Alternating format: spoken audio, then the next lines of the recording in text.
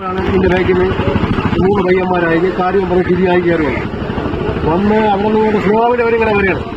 എന്റെ വീട് അപ്പുറത്താണ്. അവിടെ നിന്ന് ഇവിടെ വരാൻ 2 സെക്കൻഡ് വേണം ബൈക്ക്. ഒരു ഭയങ്കരമായൊരു ശബ്ദവും കേട്ട് 2 വിളിയും കേട്ട്. അപ്പൊ ഞാൻ പറയട്ടെ, ഇപ്പം പോയ വണ്ടി എന്തോ ആ വളവിൽ വെച്ച് ഒന്നീ വണ്ടി ഏതെങ്കിലും വണ്ടിയായി ഇടിച്ചിക്കൊണ്ട്, ഇല്ലെങ്കിൽ അവന്മാർക്ക് എന്തെങ്കിലും അല്ലെങ്കിൽ പോസ്റ്റിൽ എല്ലാം ഇടിച്ചിക്കൊണ്ടുപോകുമ്പോൾ ഒന്ന് പോയി നോക്കാമെന്നും പറയാതെ പോസ്റ്റ് ഭയങ്കര കുളിക്ക്. അപ്പം മനസ്സിലായി എന്ത് നടന്നു. വണ്ടിയെടുത്ത് ഇവിടെ വന്നപ്പോഴും 2 പേര് വണ്ടിയിൽ നിന്ന് ചാടി നിൽക്കുന്ന ഒരാൾ വണ്ടിയിൽ അപ്പോൾ തന്നെ മരിച്ചെന്നിരിക്കുകയാണ്.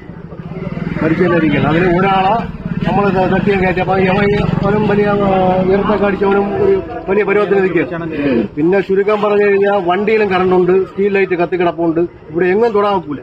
ലാസ്റ്റ് ഇട്ടിരുന്ന ഉടുപ്പിനെ ഊരി കയ്യിൽ കുരുക്കിട്ട്, ഉടുത്തിരുന്ന മുണ്ടിനെ ഊരി കാലി കുരുക്കിട്ടാണ് വലിച്ച് ഇറങ്ങൂല. റേഷ് കാറിനകത്ത് കാലായിപ്പോൾ ചെരിപ്പിരിക്കുന്നതാണ്. വലിയ ബുദ്ധിമുട്ടിൽ നമ്മൾ 3 പേരും കൂടെ വലിച്ചിറക്കി പള്ളിയിൽ നിന്നൊരു മാറ്റെടുത്ത് ഇവിടെ ഇട്ട് നല്ല രീതിയിൽ അവനെ പഞ്ച് ചെയ്തൊക്കെ നോക്കി. രക്ഷയില്ല.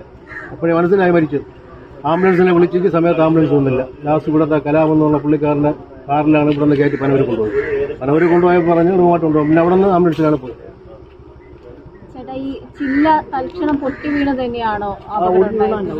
ഇത് ഒടിഞ്ഞു വീഴുന്നതല്ല. ഇത് ഒടിഞ്ഞ കമ്പിയിൽ വീഴുന്ന പോസ്റ്റ് ഒടിഞ്ഞു. ഇവരും വന്ന് കയറി കൊടുത്തു. ഇത് തന്നെ സംഭവം.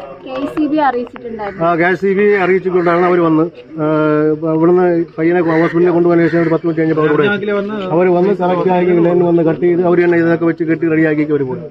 അവരെല്ലാം ക്ലിയർ ആക്കി തന്നെ ചെയ്തു. അവരുടെ ഭാഗങ്ങളെല്ലാം ക്ലിയർ തന്നെ ചെയ്തു. പിന്നെ ഈ പോസ്റ്റിന്റെ ഇത് കാലവഴക്കമുള്ള പോസ്റ്റ് അതേ ഉള്ളൂ.